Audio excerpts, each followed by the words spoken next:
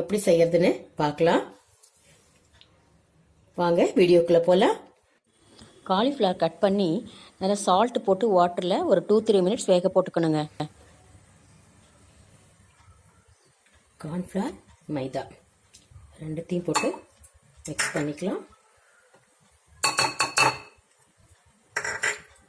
இது கூட இந்த ஒயிட் பெப்பர் கொஞ்சம் போட்டுக்கலாம்.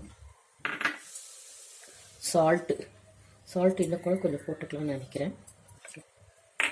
1 டீஸ்பூன் போட்டுக்கலாம் சால்ட்டு.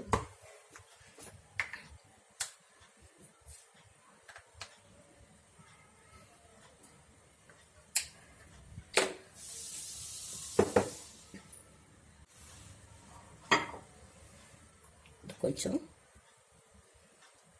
வாட்டர் போட்டு மிக்ஸ் பண்ணி